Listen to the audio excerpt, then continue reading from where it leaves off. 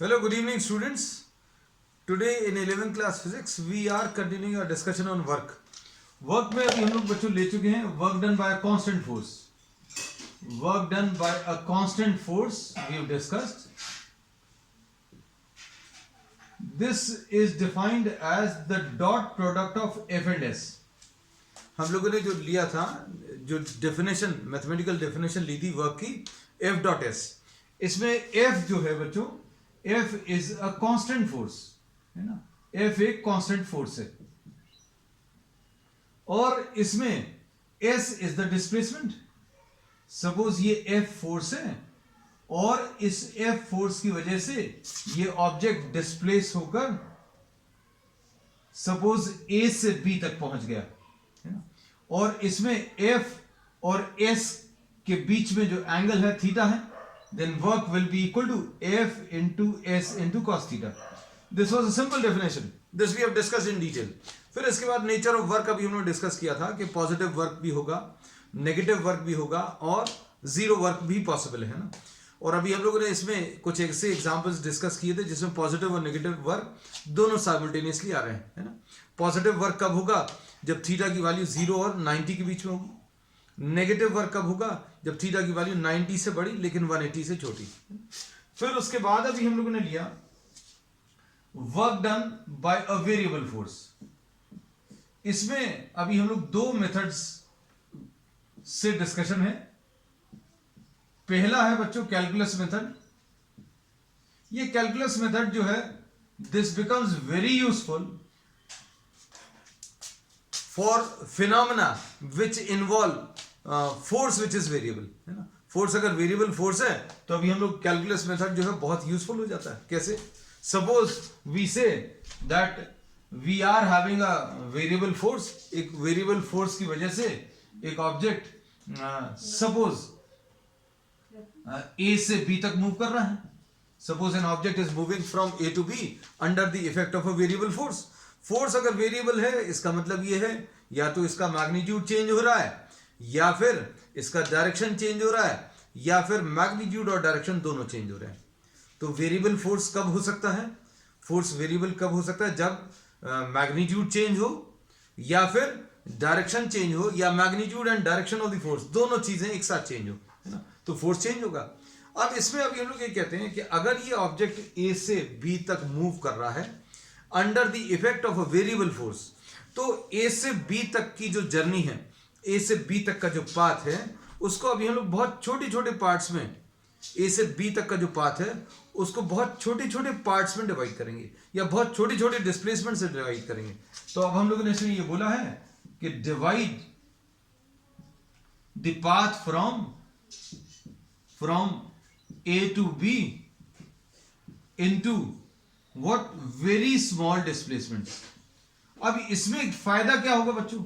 अगर बहुत छोटे डिस्प्लेसमेंट अगर आप लोगे, if you are taking very small displacement, then for a very small displacement the force can be assumed to be constant.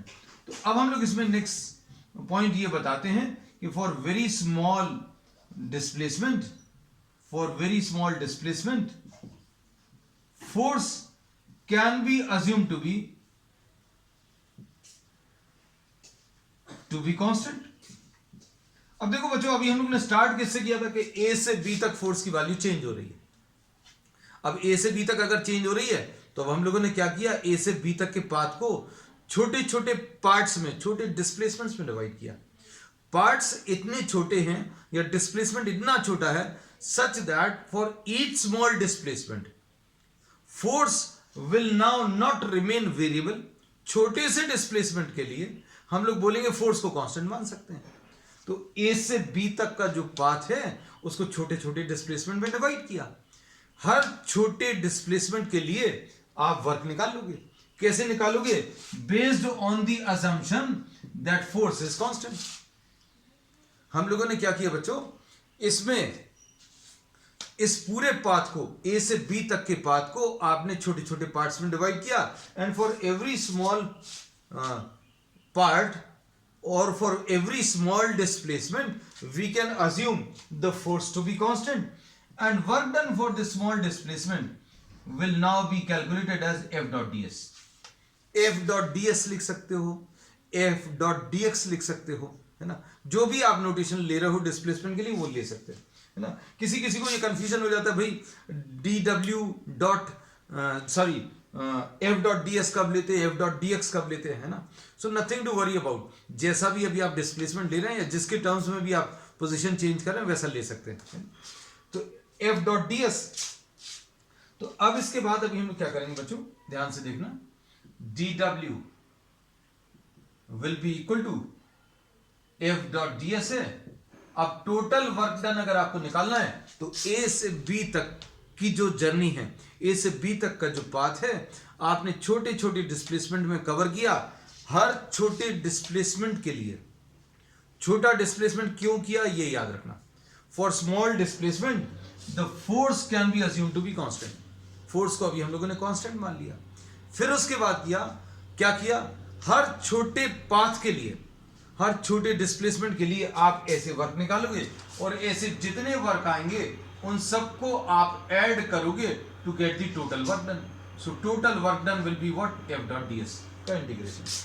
तो this is how we calculate what, the work done by a variable force, है ना। अब बच्चों work done by variable force का एक और तरीका है, ग्राफिकल मेथड, है ना। उसको और समझ लो, सारी चीजें बच्चों बिल्कुल वैसे ही हैं, है ना। सब जाकर मैथ्स फिजिक्स सब कुछ रिलेट हो जाती है ना। अब इसमें मैथमेटिकल कॉन्सेप्ट्स यूज होंगे थोड़े से। हम लोगों ने work done by variable force अभी कौन सा मेथड लिया था, calculus method. This we have discuss in detail in the previous class. अब हम लोग ले रहे हैं work done by a variable force, लेकिन इसमें ये जो मेथड अभी हम लोग ले रहे हैं that is a graphical method. Work done by variable force we are taking graphical method. तो अब इसमें क्या करने वाले हैं, अब सपोज, अब since this method is a graphical method तो इसमें कुछ ग्राफ होना चाहिए। So we will be provided with what, the graph between, let the graph between the force and x is as follows।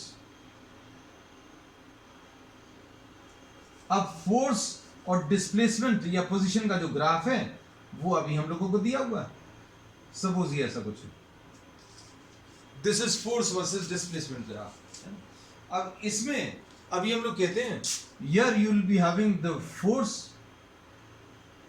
which is a variable force।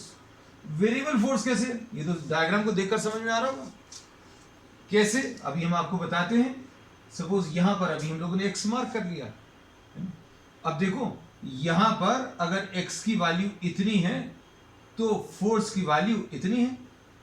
अब x की value अगर आप change करेंगे तो जैसे जैसे x की वैल्यू चेंज कर रहे हैं, जैसे जैसे x की वैल्यू चेंज कर रहे हैं तो फोर्स की वैल्यू चेंज हो रही है। सो एज x चेंजेस, ये ग्राफ में दिख रहा है बच्चों, as x changes f also changes, force भी बच्चों चेंज हो रहा है। अब मन में आएगा कि ऐसे ही तो ग्राफ रहेगा। अगर हमने ऐसा ग्राफ ले लिया तो क्या ये चीज कह सकते हैं as X changes F also changes? नहीं, ऐसा नहीं कह सकते। एक्स की वैल्यू आप इतनी रखिए तो फोर्स इतना है, एक्स की वैल्यू चेंज करिए तो फोर्स इतना है, तो एक्स अगर इतना ले लिया तो फोर्स की वैल्यू इतनी है। तो अब हम लोग ये क्या बोलेंगे, as X changes force remains constant, है ना। हमने दोनों टाइप के ग्राफ आपको बनाकर दिखा दी। As x changes, the value of force remains constant, है। तो since we are considering what, work done by variable force, तो अभी हम लोग इसकी बात नहीं करेंगे। हाँ, अगर ऐसा लगता है तो लास्ट में अभी हम इसको एक स्पेशल केस बनाकर सॉल्व करके दिखाएंगे, है ना। चलो, हमने ये सिर्फ इसलिए बना दिया just to have a comparison. कुछ बच्चों को ऐसा लगता है अरे x बदल रहे हैं तो फोर्स तो बदल रहा है, तो ऐसा तो होता ही है, तो इस डायग्राम के लिए होता है। लेकिन ये डायग्राम अगर अभी हमने ऐसा ले लिया तो x चेंज करने पर फोर्स की वैल्यू चेंज नहीं हो रही, है ना। So as x changes, F also changes. Now suppose under the effect of this force, under the effect of this force,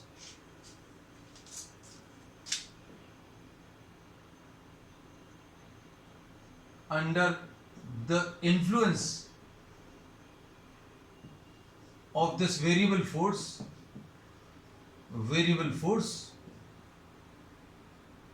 the object gets displaced from x equal to xi initial position to x is equal to xf, initial position से final position. तो बच्चों अभी हम लोग ये ले रहे हैं xi, है ना, ये बच्चों xi ले लिया और ये बच्चों अभी हम लोगों ने xf ले लिया। ये इनिशियल पोजीशन है xi और ये फाइनल पोजीशन है xf। अब इसकी वजह से, इस वेरिएबल फोर्स की वजह से वर्क डन अगर निकालना है, ग्राफिकली कैसे रिलेट होगा ये देखो। अब हम लोग इसमें क्या करेंगे, कॉन्सेप्ट फिर से वही होगा कि we will be considering a very small displacement. बच्चों एक बहुत छोटा सा डिस्प्लेसमेंट ले लो,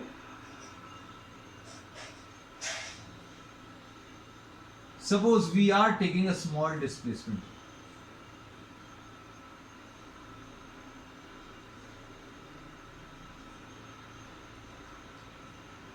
ये बच्चों अभी हम लोग ने एक छोटा सा डिस्प्लेसमेंट ले लिया। अब ये छोटा सा डिस्प्लेसमेंट लेने में फायदा क्या है, अच्छे से देखना। अगर ऐसा कुछ ग्राफ है, आपने डिस्प्लेसमेंट यहां से लेकर यहां तक अगर लिया होता, अगर ये dx लिया होता, तो यहां पर फोर्स अलग है, यहां पर फोर्स अलग है। At all the points the force is changing. इस dx के लिए बच्चों,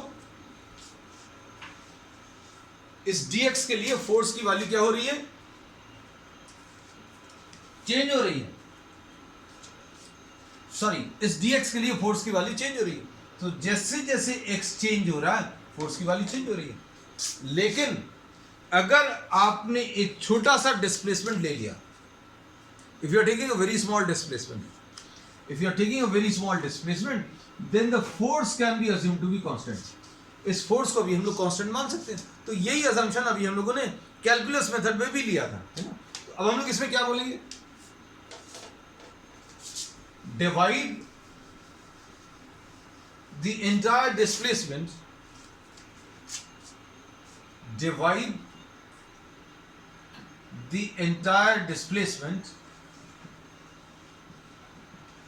into very small parts। हम लोगों ने पूरे डिस्प्लेसमेंट को छोटे छोटे पार्ट्स में डिवाइड कर दिया। We are dividing the entire displacement into very small parts या very small displacements, है ना। अब ये क्यों लिया है, ये अभी हम लोगों ने कैलकुलस मेथड में भी डिस्कस किया था। तो अब हम लोग क्या बोलेंगे बच्चों, देखो ध्यान से। हम लोग इसमें ये बोल सकते हैं, फॉर दिस स्मॉल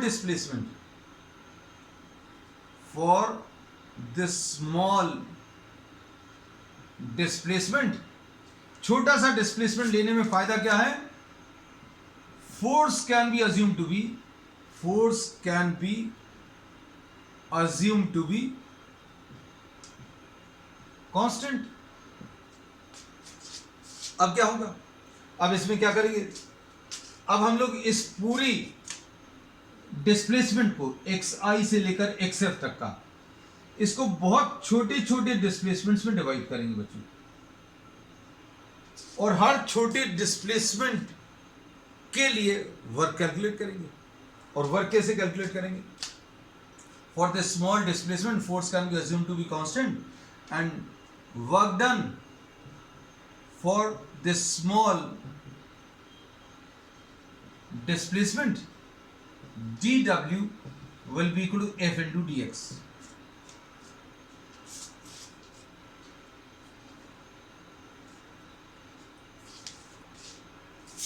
और f into dx, dw will be equal to what, f into dx। यही करते हैं अभी हम लोगों ने कैलकुलस मेथड में भी यही किया था, कांस्टेंट फोर्स के लिए भी यही लिया था। If for the small displacement force can be assume to be constant. Simplicity के लिए बच्चों अभी हम लोग ये अज्यूम कर रहे हैं that the displacement is in the direction of force.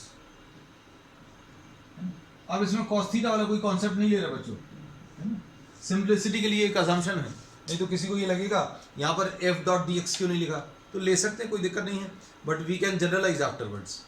अभी हमने बोला है डिस्प्लेसमेंट और फोर्स जो है एक ही डायरेक्शन में है, फोर्स वेरिएबल फोर्स है, बस ये याद रखें। तो work done for this small displacement निकाल लिया। अब ये एक्चुअल में क्या दे रहा है बच्चों, देखो हम लोग इस फोर्स को सपोज Fx बोल दें, तो अब हम लोग इसको क्या लिख लेंगे, फोर्स को Fx लिख लिया इनटू डिस्प्लेसमेंट। अब Fx इनटू dx क्या आ जाएगा बच्चों, ये देखो ये हाइट हो गई, ये विड्थ हो गई, तो ये क्या आ गया, area of the thin strip. ये जो पतली सी एक स्ट्रिप दिख रही है उसका एरिया आ गया। वर्क जो है Fx into dx, Fx into dx क्या मिल गया, area of the thin strip. अब सोच कर देखो क्या सोचना है बच्चों, हम लोग इस पूरे डिस्प्लेसमेंट को यहां से लेकर यहां तक के पतले पतले डिस्प्लेसमेंट्स में या पतली पतली स्ट्रिप्स में डिवाइड कर लेंगे और क्या करेंगे, वर्क निकालेंगे। और ये वर्क आपको क्या दे देगा, वर्क आपको एरिया दे देगा, एरिया ऑफ द स्ट्रिप मिल गया। अब ऐसे जितने भी पतले पतले स्ट्रिप्स आएंगे उन सभी के एरियाज अभी हम लोग कैलकुलेट करेंगे और ऐसे जितने एरियाज आएंगे उन सभी को ऐड करेंगे। तो total work done is found by adding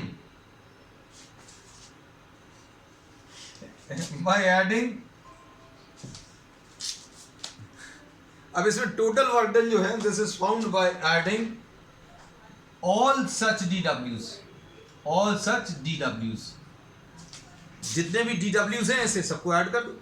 और ये DW एक्चुअल में क्या दे रहा है बच्चों, ये DA दे रहा है, DA मतलब एरिया ऑफ द स्ट्रिप। तो अब हम लोग क्या बोलेंगे बच्चों, देखो ऐसे जितने भी एरियाज हैं उन सबको अगर आप ऐड करने वाले हो तो क्या मिलने वाला है बच्चों, एरिया अंडर द कर्व मिल जाएगा।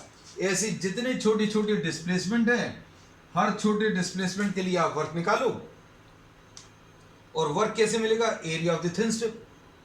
F इंटू dx क्या आ रहा है बच्चों, area of the thin strip, और area of the thin strip को DA लिख दिया। अब सारे वर्क ऐड करो मतलब सारे एरिया ऐड करो, और सारे एरिया अगर आप ऐड करोगे तो क्या मिलेगा बच्चों, you will get the area under the curve. अब इसको थोड़ा सा सिस्टमेटिक तरीके से लिख देते हैं अभी हम लोग।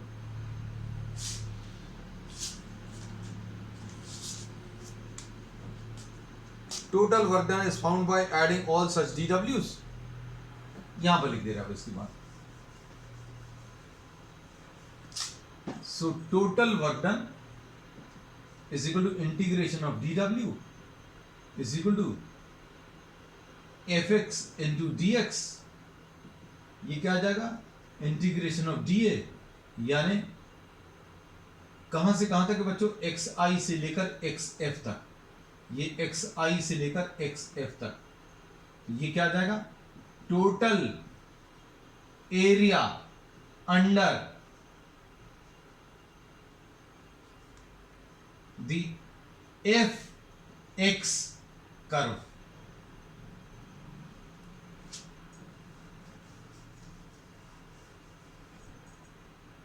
lying between xi and xf। अब ऐसी जितनी भी स्ट्रिप्स आएंगी बच्चों, एक स्ट्रिप का एरिया लिया, इसके बाजू वाली स्ट्रिप का एरिया लिया, इसका एरिया लिया, सारे एरियाज को आप ऐड करो तो क्या मिल जाएगा बच्चों, total area under the curve, मतलब ये पूरा एरिया आपको मिल जाएगा। वर्क कैलकुलेट करने का एक नया तरीका पता चल गया। क्या तरीका पता चला कि फोर्स पोजीशन ग्राफ अगर दिया हुआ है या फोर्स डिस्प्लेसमेंट ग्राफ अगर दिया हुआ है तो क्या करोगे बच्चों, उसके नीचे का आप एरिया ले लो। वर्क कैलकुलेट करना तो total area under the force displacement diagram and lying between what xi to xf। ये आपको क्या दे देगा, work done by the variable force है ना। अब इसमें work done by a variable force का अब हम लोग एक और रिलेशन ले ले रहे हैं। फाइनली हम लोगों ने दो तरीके से तो कर लिया है। कौन सा बच्चों, एक तो इंटीग्रेशन मेथड लिया था, एक जनरलाइज्ड है ना। हम लोगों ने ये बोला था कि आप पूरे डिस्प्लेसमेंट को छोटे छोटे डिस्प्लेसमेंट में डिवाइड करें और डिस्प्लेसमेंट इतने छोटे रहेंगे कि हर छोटे डिस्प्लेसमेंट के लिए अभी हम लोग फोर्स को कांस्टेंट मान सकते हैं और हर छोटे डिस्प्लेसमेंट के लिए वर्क निकालेंगे और ऐसे जितने वर्क आएंगे सबको ऐड करेंगे। तो एडिशन का काम है, इंटीग्रेशन से करते हैं। फिर work done by variable force graphical method ले लिया। अब ग्राफिकल मेथड में अभी हम लोगों ने क्या कहा है, ग्राफिकल मेथड में अभी हम लोगों ने क्या किया था बच्चों, हम सिर्फ एक बार क्विक रिवीजन ले लें क्योंकि कॉन्सेप्ट बच्चों नए हैं, हो सकता है शायद कुछ बच्चों को दिक्कत जा रही हो, लेकिन एक बार और देखोगे आप तो सारी चीजें क्लियर हो जाएंगी। ये देखो, हमने बोला ये वेरिएबल फोर्स है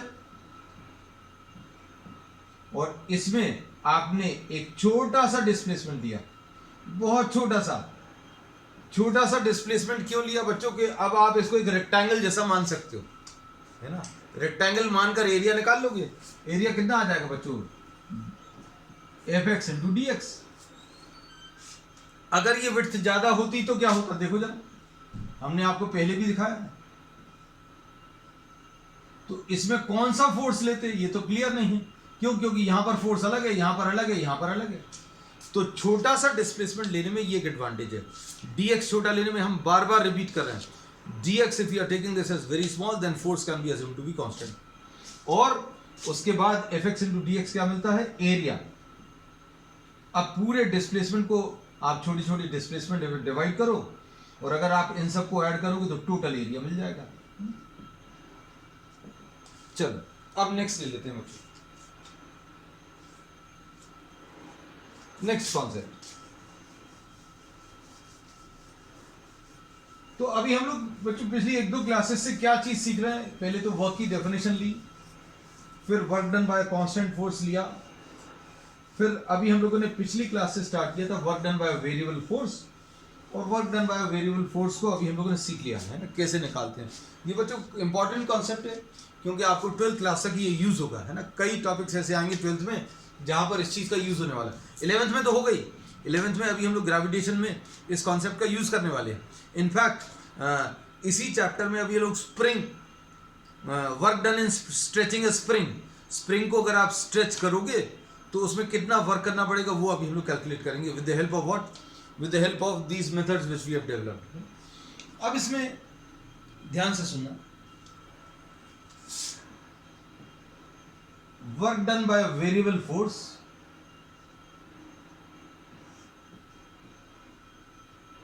अब हम लोग ले रहे हैं किसके टर्म्स में बच्चों, कंपोनेंट्स के टर्म्स में। Just 1 minute. अब ये देखो, अभी हम लोग दो तरीके से बता दिया है ना। अब उन दोनों तरीकों में से एक तरीके को अभी हम लोग यूज करेंगे, इसमें कैलकुलस मेथड को यूज करेंगे और एक नई चीज बताने वाले हैं कंपोनेंट्स के टर्म्स में। फोर्स अगर कंपोनेंट्स के टर्म्स में है तो क्या आएगा रिजल्ट, वो अभी हम लोग इसमें डिस्कस करेंगे। सपोज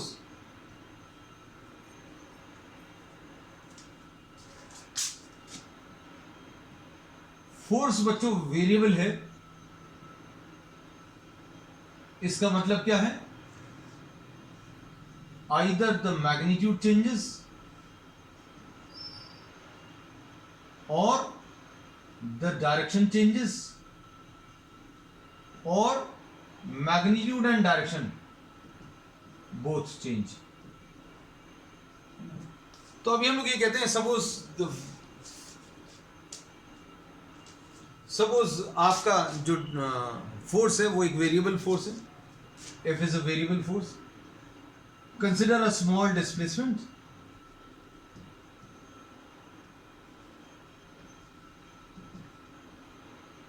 Displacement ds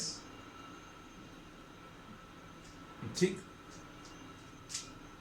तो अभी हम लोग ds को भी वेक्टर टर्म्स में डिफाइन करेंगे। Suppose f is fxi plus fyj fz की f की वैल्यू बच्चों and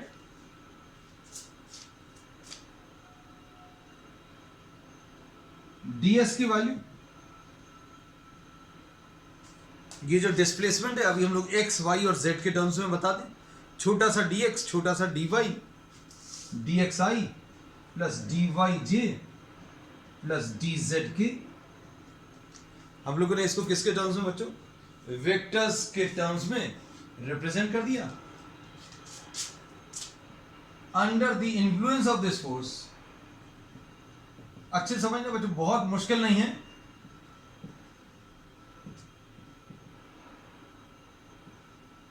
The object moves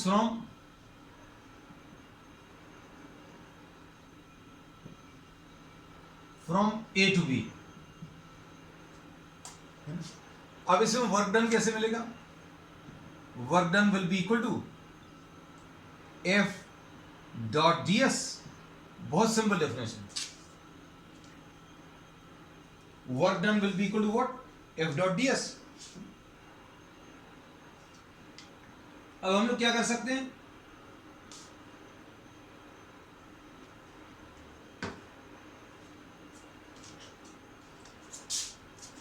suppose s, अब इसमें देखो f की वैल्यू कितनी है? f की वैल्यू fxi प्लस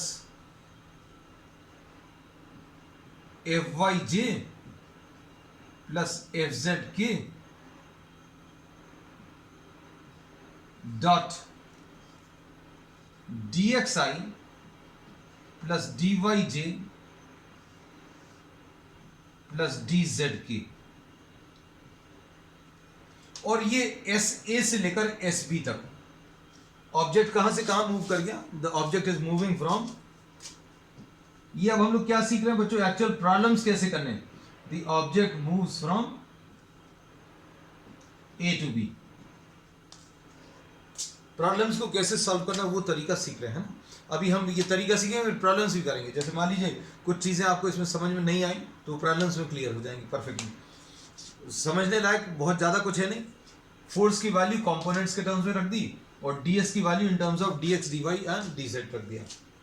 अब इसको कैसा लिखेंगे बच्चों? ये कितना आ जाएगा? fx dx i और i वाले नंबर्स मल्टीप्लाई हो जाते हैं। फिर क्या आ जाएगा? fy dy और fz dz। और sa की वैल्यू सपोज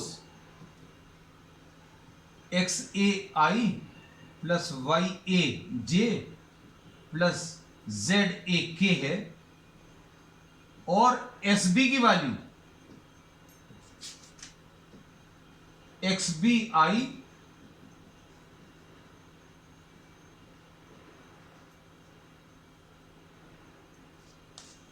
ऐसे, और एसबी की वैल्यूज अगर वेक्टर टर्म्स में दी है तो हम लोग क्या लिखेंगे बच्चों? ये fx dx कहां से कहां तक चेंज हो रहा है? x कहां से कहां तक चेंज हो रहा है? x की वैल्यू xa है, xa से लेकर xb तक। ये कहां से कहां तक आ जाएगा बच्चों? ya से लेकर yb तक। और ये कहां से कहां तक आ जाएगा? za से लेकर zb तक।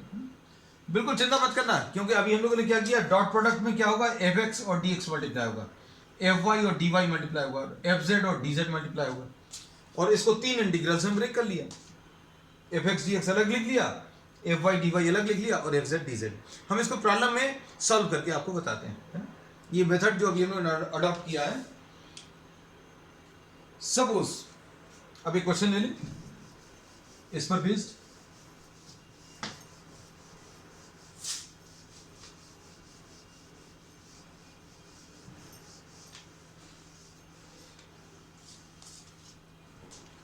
बहुत सिंपल सा प्रॉब्लम ले रहे हैं। Suppose force 6xi plus 2yj, ये है, ये एक वेरिएबल फोर्स है। क्यों? क्योंकि जैसे जैसे ऑब्जेक्ट अपनी पोजीशन बदलेगा तो एक्स और वाई चेंज होगा, और एक्स और वाई चेंज होगा तो मतलब फोर्स भी चेंज होगा, है ना। And the object gets displaced from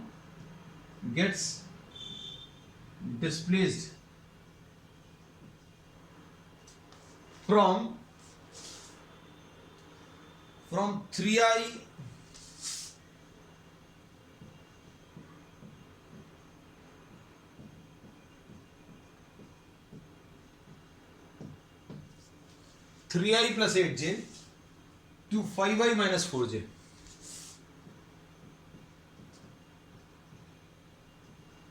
Find the work done. Simple है।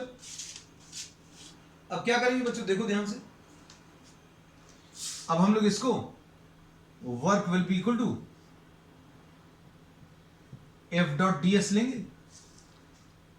एफ कितना बच्चों, देखना ध्यान से, 6xi plus 2yj dot ds क्या आएगा, ds की वैल्यू dxi प्लस dyj, ऐसा कुछ लिखेंगे। और नहीं तो आप डायरेक्टली भी लिख सकते हो बच्चों, 6x dx, और ये 2y है तो बच्चों ये 2y dy, नहीं तो इससे तो आएगा ही डॉट प्रोडक्ट से, 6x इंटू डी एक्स, आई और आई डॉट आई 1 आ जाएगा, फिर 2y dy j dot j की वैल्यू 1 आ जाएगी, ऐसा कुछ आएगा। दो इंटीग्रल्स आ गए। अब x की वैल्यू कहां से कहां चेंज हो रही है बच्चों, x की वैल्यू पहले 3 थी, देखना ध्यान से, x की वैल्यू i के साथ, x की वैल्यू i के साथ, तो ये 3 से 5 तक चेंज हो गई। x की वैल्यू 3 से लेकर कहां तक, 5 तक चेंज हो गई। और इसके बाद y की वैल्यू कहां से कहां तक चेंज होगी, y की वैल्यू 8 से -4, 8 से -4, बस सिंपल है। अगर आपको ये फोर्स दिया, आपको ये स्टेप नहीं भी करना तो भी अभी आप डायरेक्टली लिख सकते हो, 6x है फोर्स आई डायरेक्शन में, आई डायरेक्शन यानी x डायरेक्शन, आई डायरेक्शन कौन सा, x डायरेक्शन, तो 6x dx, और ये 2y किस डायरेक्शन में, y डायरेक्शन, तो 2y dy। अब x की वैल्यू कहां से कहां तक चेंज हो रही है, 3 से 5, और y की वैल्यू कहां से कहां तक चेंज हो रही है, 8 से -4। सपोज इसमें और आप एक चीज ले लें, 2zk, तो यहां पर भी आपको ये वैल्यूज बतानी पड़ेगी, 1k -3k, तो क्या आ जाएगा बच्चों, एक टर्म और आ जाएगा, 2z dz, और कहां से कहां तक बच्चों, 1 से लेकर -3 तक, ऐसा कुछ कर सकते हैं। अभी हम लोग इस टर्म को ड्रॉप कर दे रहे हैं, आप इसको कंप्लीट कर लीजिएगा क्योंकि लेंथी हो जाएंगे थोड़ी सी कैलकुलेशंस। अब देखो ध्यान से,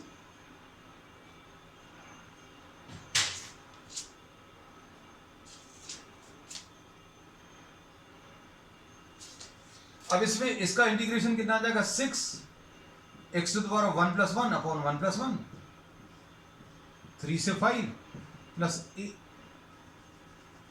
2y to the power of 1 plus 1 upon 1 plus 1, 8 से -4, वैल्यूज रख लो बच्चों, 6 ये कितना आ जाएगा, x² अपॉन 2, 3 से 5 प्लस 2, और ये 2 कैंसिल होगा, ये आ जाएगा बच्चों कितना, y²,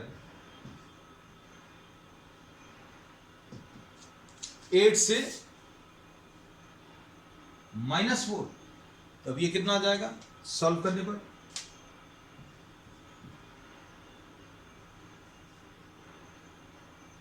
ये आ जाएगा सॉल्व करने पर बच्चों कितना,